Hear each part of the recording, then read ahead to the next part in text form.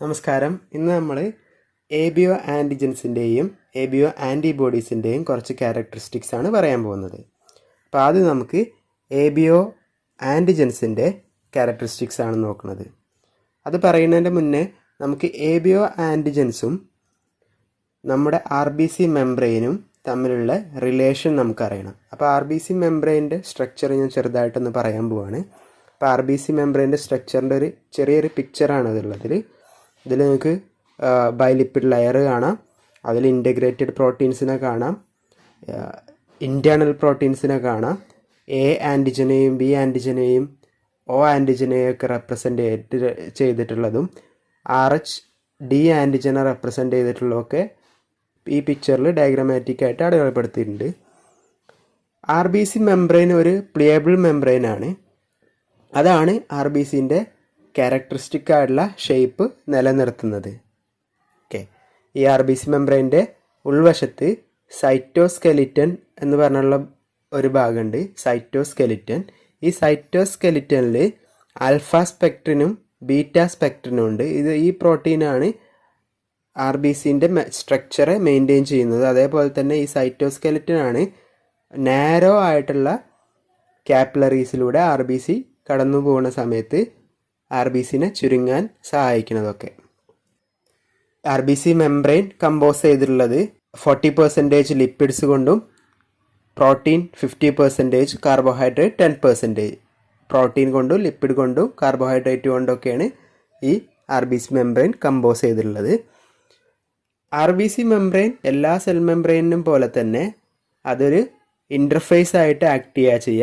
അതായത് cell surface receptor ഉപയോഗിച്ചിട്ട് എൻവയോൺമെൻറ്റുമായിട്ട് ഈ സെൽ മെംബ്രെയിൻ RBCനെ സെൽ മെംബ്രെയിൻ ഒരു ഇൻ്റർഫേസ് ആയിട്ട് നിലനിൽക്കുകയാണ് ചെയ്യുക. ഇനി മെംബ്രെയിൻ ലിപ്പിഡ്സിനെ നമുക്ക് ക്ലാസിഫൈ ചെയ്യുകയാണെങ്കിൽ മെംബ്രെയിൻ ലിപ്പിഡ്സിൽ അൺഎസ്ട്രിഫൈഡ് ഫ്രീ കൊളസ്ട്രോൾ 30% ഉണ്ടാവും, glyceride and free fatty acids 10% ഉണ്ടാവും, ഫോസ്ഫോലിപ്പിഡ്സ് 60% ഫോസ്ഫോലിപ്പിഡ്സ് ആവും. മെംബ്രെയിൻ ലിപ്പിഡ്സിൽ 60% ഫോസ്ഫോലിപ്പിഡ്സ് ആവും. ഈ ഫോസ്ഫോലിപ്പിഡ്സ് ആണ് ക്യാരക്ടറിസ്റ്റിക് ആയിട്ടുള്ള ബൈ ലിപ്പിഡ് ലെയർ ഉണ്ടാവാൻ കാരണം. ഈ ഫോസ്ഫോലിപ്പിഡ്സിലുള്ള ഹൈഡ്രോഫിലിക് എൻസ് ഔട്ട്സൈഡിലേക്ക് എൻഡ് ചെയ്യുകയും ഹൈഡ്രോഫോബിക് എൻസ് രണ്ട് ഈച്ച് അതറായിട്ട് ഫേസ് ചെയ്ത് നിൽക്കുകയും ചെയ്യുക. അങ്ങനെയാണ് ബൈലിപ്പിഡ് ലെയർ ഉണ്ടായിട്ടുള്ളത്. ഇനി മെംബ്രെയിൻ പ്രോട്ടീൻസ് ഉണ്ട്. മെംബ്രെയിൻ ലിപ്പിഡ് കഴിഞ്ഞിട്ട് മെംബ്രെയിൻ പ്രോട്ടീൻസ് ഉണ്ട്. മെംബ്രെയിൻ പ്രോട്ടീൻസ് ഇൻ്റഗ്രൽ പ്രോട്ടീൻസും ഉണ്ട്, ഇൻറ്റേർണൽ പ്രോട്ടീൻസും ഉണ്ട്. ഇൻ്റഗ്രൽ പ്രോട്ടീൻസ് എന്ന് പറഞ്ഞു കഴിഞ്ഞാൽ അത് നമ്മുടെ RBCയുടെ മെംബ്രെയിനിൽ എംബഡായിട്ട് ഈ ബൈലിപ്പിഡ് ലെയറിൽ എംബഡായിട്ട് കാണുന്ന പ്രോട്ടീൻസാണ്. ഇൻറ്റേർണൽ പ്രോട്ടീൻസ് പറഞ്ഞു കഴിഞ്ഞാൽ മെംബ്രെയിൻ്റെ അകത്ത് കാണുന്നതാണ്.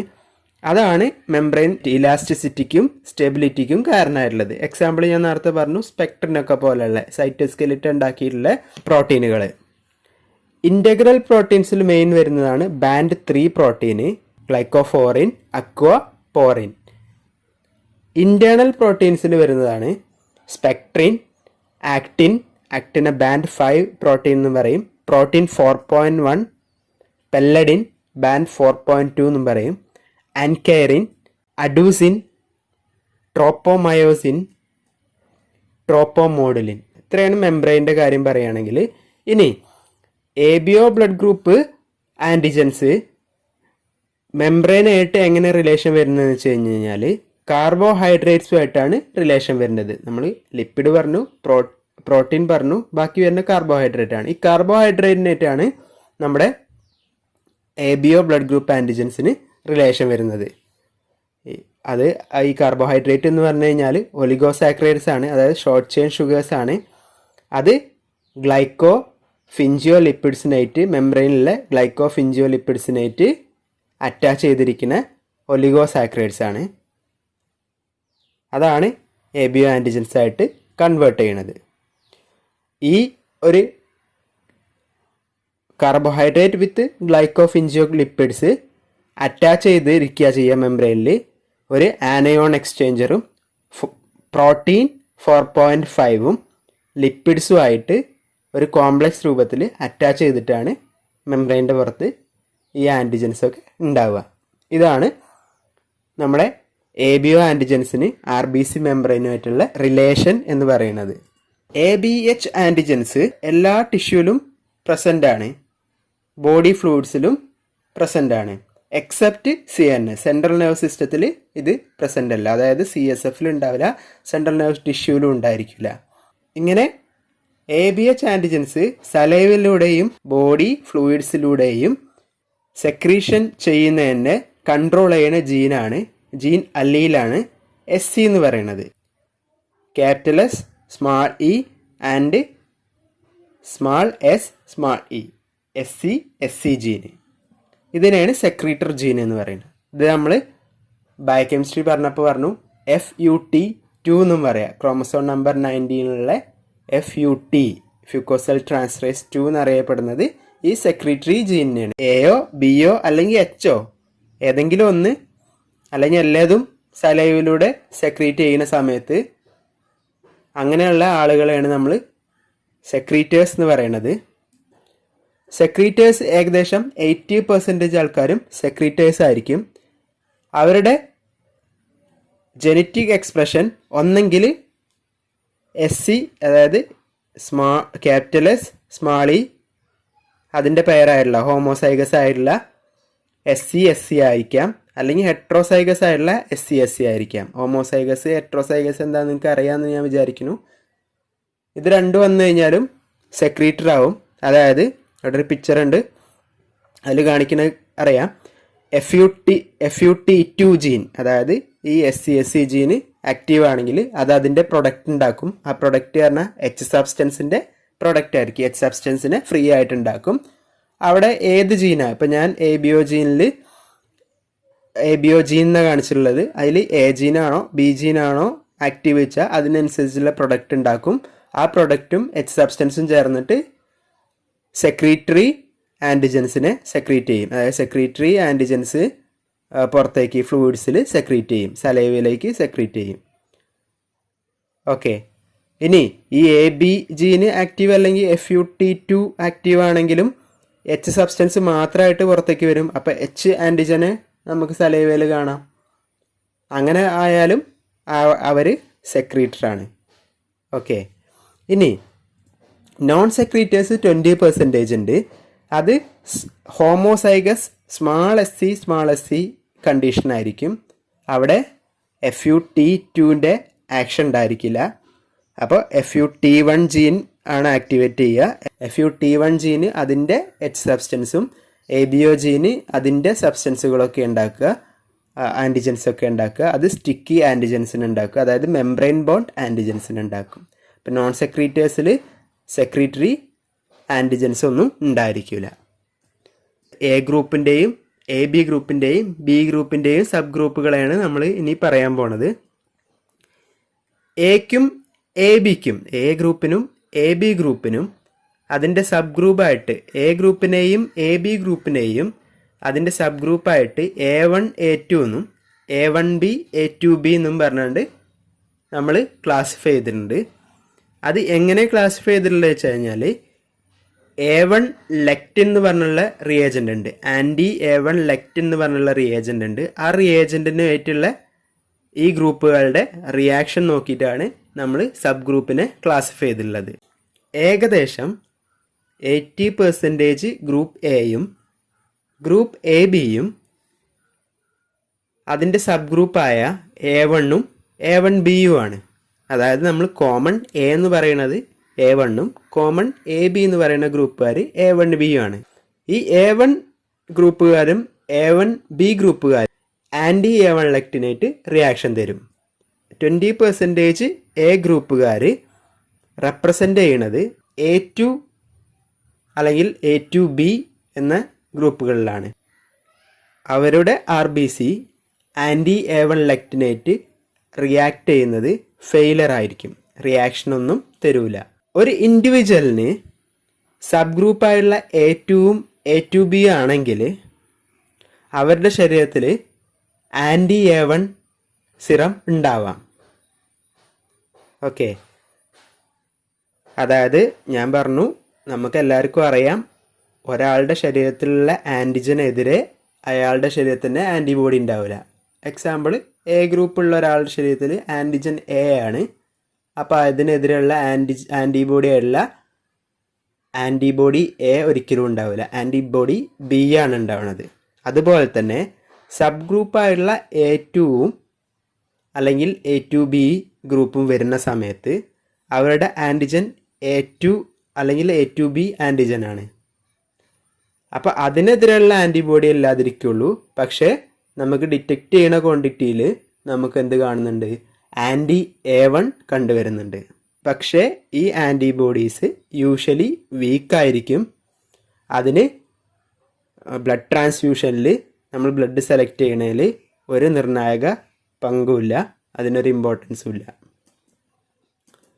ദെൻ എന്താണ് A1-ൻ്റെയും A2 സബ് ഗ്രൂപ്പിനും തമ്മിലുള്ള ഡിഫറൻസ് എന്ന് പറയുന്നത്? ഡിഫറൻസ് പറയുകയാണെങ്കിൽ ബോത്ത് ക്വാണ്ടിറ്റേറ്റീവ് ആൻഡ് ക്വാളിറ്റേറ്റീവ് ആണ്. അതായത് ക്വാണ്ടിറ്റേറ്റീവ് ആയിട്ടുള്ള ഡിഫറൻസും ഉണ്ട്, ക്വാളിറ്റേറ്റീവ് ആയിട്ടുള്ള ഡിഫറൻസും ഉണ്ട്. ക്വാണ്ടിറ്റേറ്റീവ് ആയിട്ടുള്ള ഡിഫറൻസ് എന്ന് പറഞ്ഞു കഴിഞ്ഞാൽ A1 RBCs, അതായത് A1 ബ്ലഡ് ഗ്രൂപ്പുള്ള ആളുടെ RBCസിൽ 1 മില്യൺ, അതായത് ഏകദേശം 1 മില്യൺ A ആൻറ്റിജൻസ് ഉണ്ടായിരിക്കും ഓരോ സെല്ലിലും. 1 മില്യൺ പറഞ്ഞാൽ ഏകദേശം 10 ലക്ഷത്തോളം ആൻറ്റിജൻസ് ഉണ്ടാവും പെർ സെല്ല്. അതേസമയം A2 RBCയിൽ ഏകദേശം 2,50,000 A ആൻറ്റിജൻസേ ഉണ്ടാവുള്ളൂ. അതായത് 1/4 of amount of A1 cell have. അതായത് A1 സെല്ലിൽ എത്ര ഉണ്ടോ അതിൻ്റെ 1/4 മാത്രമേ A2 സെല്ലിൽ A ആൻറ്റിജൻസ് ഉണ്ടാവുള്ളൂ. ഈ പിക്ചർ നോക്കിയാൽ മതി. A1-ലുള്ള A ആൻറ്റിജൻസിൻ്റെ എണ്ണം A2-ൽ അതിനേക്കാളും, അതായത് 1/4 ഉണ്ടാവുള്ളൂ A2-ൽ. ഇനി ക്വാളിറ്റേറ്റീവ് ഡിഫറൻസ് എന്താണെന്ന് വെച്ച് കഴിഞ്ഞാൽ 1 to 8% of A2 individuals anti A1 produce ചെയ്യുന്നുണ്ട് അവരുടെ സിറത്തിൽ. പക്ഷേ A2B individuals 25% A2B ഇൻഡിവിജ്വൽസും anti A1 produce ചെയ്യുന്നുണ്ട്. ഇതാണ് ഒരു ക്വാളിറ്റേറ്റീവ് ഡിഫറൻസ്. ഈ ഒരു വ്യത്യാസം സംഭവിക്കാൻ സജസ്റ്റ് ചെയ്തിട്ടുള്ള ഒരു ഹൈപ്പോത്തസിസ് ആണ് ഇനി പറയാൻ പോണത്. അതെന്താണെന്ന് വെച്ച് കഴിഞ്ഞാൽ ഒരു ഇൻഡിവിജ്വൽസിന് റെഡ് സെൽ ടൈപ്പ് A1 ആണെങ്കിൽ ആ A1-ന് റെപ്രസെൻ്റ് ചെയ്തിട്ടുള്ള ജീന് RBCയുടെ മേലുള്ള type 1, type 2, type 3 and type 4 പ്രിക്കോസർ സബ്സ്റ്റൻസിനെ മുഴുവനായിട്ടും A ആൻറ്റിജനാക്കി മാറ്റും. നമ്മൾ ബയോകെമിസ്ട്രിയിൽ ഡിസ്കസ് ചെയ്തു. ടൈപ്പ് 1ഉം ടൈപ്പ് 2 ആണ് ഡിസ്കസ് ചെയ്തത്. അതേപോലെ തന്നെ സ്ട്രക്ചറൽ വ്യത്യാസമുള്ള ടൈപ്പ് 4ഉം ടൈപ്പ് 3യും, അങ്ങനെ 4 ടൈപ്പ് പ്രിക്കോസർ മോളിക്യൂൾസ് ഉണ്ട് RBCൻ്റെ മേലെ. 4 ടൈപ്പിൽ ഫോം ചെയ്തിട്ടുള്ള H ആൻറ്റിജനെയും കൺവേർട്ട് ചെയ്യാൻ വേണ്ടിയിട്ട് A ആൻറ്റിജന് സാധിക്കും. എപ്പോൾ? എക്സ്പ്രഷൻ A1 ആണെങ്കിൽ, ടൈപ്പ് A1 ആണെങ്കിൽ. പക്ഷേ ടൈപ്പ് A2 ഉള്ള ആൾ ടൈപ്പ് 3, ടൈപ്പ് 4 പ്രിക്കോസർ സബ്സ്റ്റൻസിൽ A ആൻറ്റിജനെ ബിൽഡ് ചെയ്യാൻ സാധിക്കാതെ വരുന്നു. ഇതാണ് ഒരു ഹൈപ്പോത്തസിസ് എന്ന് പറയുന്നത്. അതുകൊണ്ട് തന്നെ 4 ചെയിനെയും A1 human red cell convert ചെയ്തിട്ട് A ആൻറ്റിജനാക്കി മാറ്റുന്നത് കാരണം ഈ A1 ഗ്രൂപ്പിന് H സബ്സ്റ്റൻസ് അല്ലെങ്കിൽ H ആൻറ്റിജൻ വളരെ കുറവായിരിക്കും. H ആൻറ്റിജൻ ഏകദേശം മുഴുവനായിട്ടും A1 ആൻറ്റിജനായിട്ട് കൺവേർട്ട് ചെയ്യും. അതുകൊണ്ട് തന്നെ ഏറ്റവും കൂടുതൽ A1 ആൻറ്റിജൻസ് ഉള്ളത് A1-ലും A1B സെൽസിലും ആയിരിക്കും. ഇങ്ങനെയുള്ള A1 ഗ്രൂപ്പ് ഉള്ളത് അല്ലെങ്കിൽ A1B ഗ്രൂപ്പുള്ള റെഡ് സെല്ലിൽ ഏകദേശം H ആൻറ്റിജൻ ഹിഡൻ ആണെന്ന് തന്നെ പറയാം. അത് കാരണം തന്നെ ആൻറ്റി H ഉപയോഗിച്ച് നമ്മൾ ട്രീറ്റ് ചെയ്ത് നോക്കുമ്പോൾ നമുക്ക് റിയാക്ഷനൊന്നും കാണിക്കില്ല. H ആൻറ്റിജൻ ഉണ്ട്, പക്ഷേ അത് അത്രയും കുറവാണ്, ഹിഡൻ ആണ് എന്ന് തന്നെ പറയാം. അതുകൊണ്ട് നമുക്ക് ആൻറ്റി H ഉപയോഗിക്കുമ്പോൾ A1-നും A1Bക്കും റിയാക്ഷൻ കിട്ടിക്കോണമെന്നില്ല. ഈ ഒരു കാരണം കൊണ്ട് തന്നെ ചില സമയത്ത് A1 ഗ്രൂപ്പിലും A1B ഗ്രൂപ്പിലും naturally occurring anti cold antibodies കണ്ടുവരുന്നുണ്ട്. അതായത് ആൻറ്റിജൻ ഹിഡൻ ആയിപ്പോയി, അപ്പോൾ ഇല്ലയെന്ന് തന്നെ നമ്മുടെ ബോഡി മനസ്സിലാക്കും. അപ്പോൾ അതിനെതിരെ നാച്ചുറലി ഒക്കറിങ് ആൻറ്റിബോഡി പ്രസൻ്റ് ആയിരിക്കും. അത് എപ്പോഴും ബിലോ റൂം ടെമ്പറേച്ചറിൽ മാത്രമേ റിയാക്ട് ചെയ്യാനുള്ളൂ. കോൾഡ് ആൻറ്റിബോഡീസ് ആണ്. അതൊരു ഇൻസിഗ്നിഫിക്കൻ്റ് ആയിട്ടുള്ള ആൻറ്റിബോഡിയാണ്. കാരണം അത് 37 ഡിഗ്രി സെൽഷ്യസിൽ ഒരിക്കലും റിയാക്ട് ചെയ്യൂല. Weak A sub groups. ഇനി വീക്കായുള്ള എ സബ് ഗ്രൂപ്പ്സിനെ പറ്റിയിട്ടാണ് പറയണത്. ഗ്രൂപ്പ് എ ഫിനോടൈപ്പിൽ A2നേക്കാളിലും വീക്കറായിട്ടുള്ള സിറോളജിക്കലായിട്ടുള്ള റിയാക്ഷൻ തരുന്ന ഗ്രൂപ്പുകളെ ഡിസൈൻ ചെയ്തിട്ടുള്ളത് വീക്ക് സബ് ഗ്രൂപ്പ്സിലാണ്. ഈ വീക്ക് സബ് ഗ്രൂപ്പുകളിൽ ഏകദേശം 1% മാത്രമേ ലബോറട്ടറി ഇൻവെസ്റ്റിഗേഷൻസിൽ നമുക്ക് കണ്ടെത്താൻ പറ്റിയിട്ടുള്ളൂ. അതുകൊണ്ട് തന്നെ ഇതൊരു അക്കാഡമിക് പർപ്പസുള്ള കാര്യം മാത്രമാണ് വീക്ക് എ സബ് ഗ്രൂപ്പിനെ പറ്റി പഠിക്കുക എന്നുള്ളത്. A3 ആണ് ഒരു വീക്ക് സബ് ഗ്രൂപ്പിൻ്റെ പേര്. A3 അത്രയും റയർ ഗ്രൂപ്പാണ്. 1000-ൽ ഒരാൾക്കൊക്കെയാണ് കണ്ടുവരുന്നത്. അതിൻ്റെ മെയിൻ ഡിസ്റ്റിങ്ക്യൂഷൻ ഫീച്ചേഴ്സ് എന്ന് പറയുകയാണെങ്കിൽ മിക്സ്ഡ് ഫീൽഡ് അഗ്ലൂട്ടിനേഷൻ ആണ് with A and anti AB.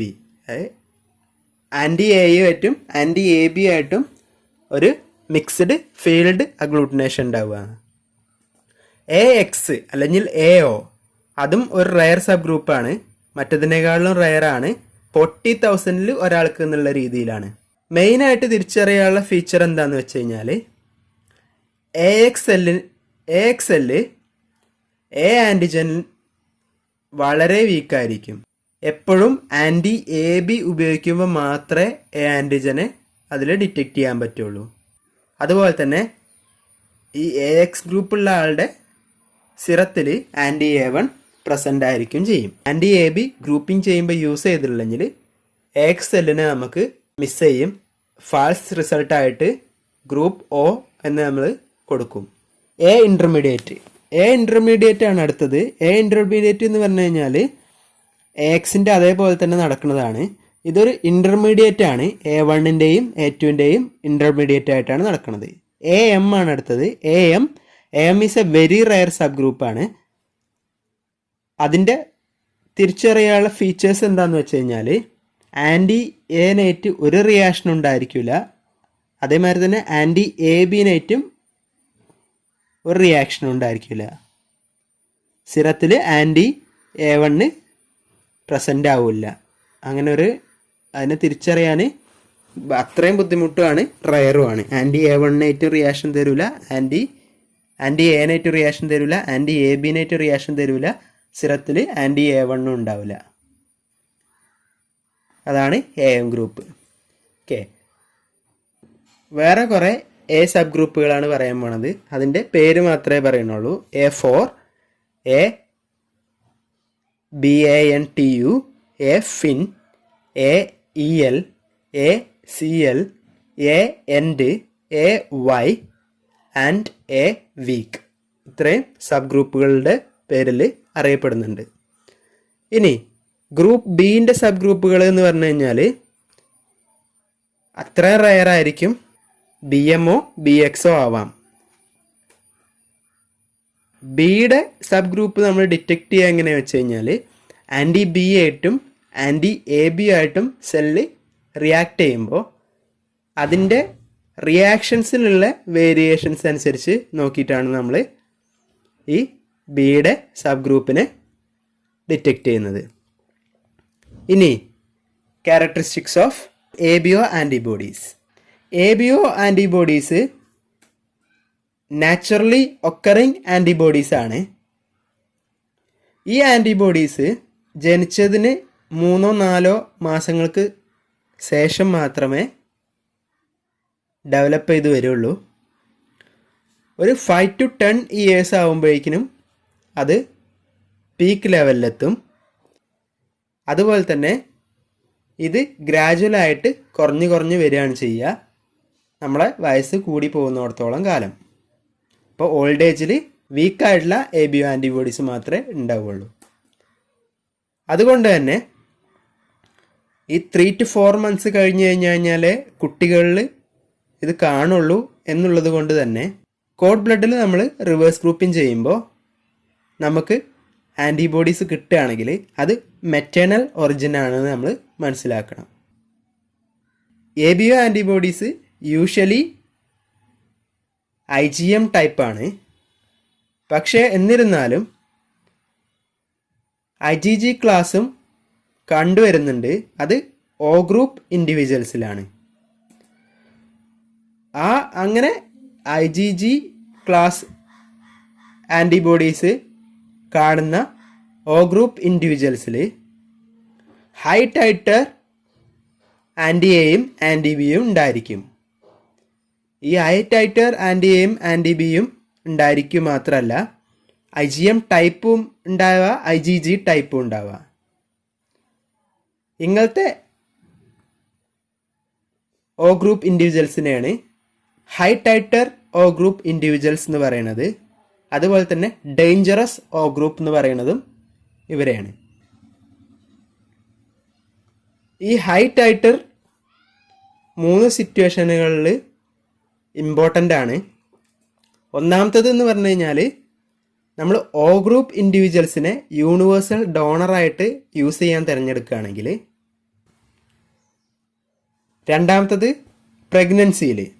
പ്രഗ്നൻസിയിൽ mother O group ആണെങ്കിൽ ബേബി AO BO ആണെങ്കിലുള്ള കേസിലാണ് ഈ ഒരു ഹൈ ടൈറ്റർ O ഇൻഡിവിജ്വൽസിൻ്റെ പ്രശ്നം വരുന്നത്. കാരണം high titre O individuals with IgG type ആണെങ്കിൽ ഈ IgG ടൈപ്പ് ആൻറ്റിബോഡീസ് ആൻറ്റി-Aയോ ആൻറ്റി-Bയോ പ്ലാസൻ്റ ക്രോസ് ചെയ്യുകയും അത് ന്യൂബോണിൽ ഹീമോലൈറ്റിക് ഡിസീസ് ഉണ്ടാക്കുകയും ചെയ്യും. മൂന്നാമത്തത് സ്റ്റെം സെൽ ആൻഡ് ഓർഗൻ ട്രാൻസ്പ്ലാന്റ്സിൽ ABO ഇൻകോമ്പാറ്റിബിലിറ്റി പ്രശ്നമായിട്ട് വരാറുണ്ട്.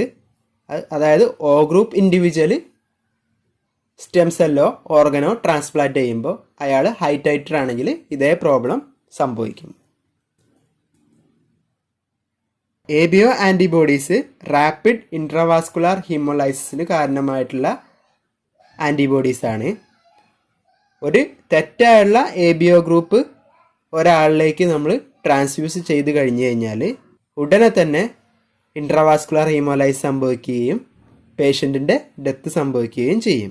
അതുകൊണ്ട് ABO ഗ്രൂപ്പ് റോങ് ആയിട്ട് ഒരിക്കലും ട്രാൻസ്ഫ്യൂഷൻ നടക്കാൻ പാടില്ല. IgG ക്ലാസ് ആയാലും IgM ക്ലാസ് ആയാലും ഈ ആൻറ്റിബോഡീസ് റൂം ടെമ്പറേച്ചറിൻ്റെ താഴെ അല്ലെങ്കിൽ റൂം ടെമ്പറേച്ചറിലാണ് റിയാക്ട് ചെയ്യുക. അതുപോലെ തന്നെ അത് കോംപ്ലിമെൻറ്റ് പാത്വേ അല്ലെങ്കിൽ കോംപ്ലിമെൻറ്റിനെ ആക്ടിവേറ്റ് ചെയ്യുക 37 ഡിഗ്രി സെൽഷ്യസിലാണ്. അപ്പോൾ ഇത്രയാണ് ABO ആൻറ്റിജൻസിനെ പറ്റിയും ആൻറ്റിബോഡീസിനെ പറ്റിയുള്ള ഡീറ്റെയിൽസ്.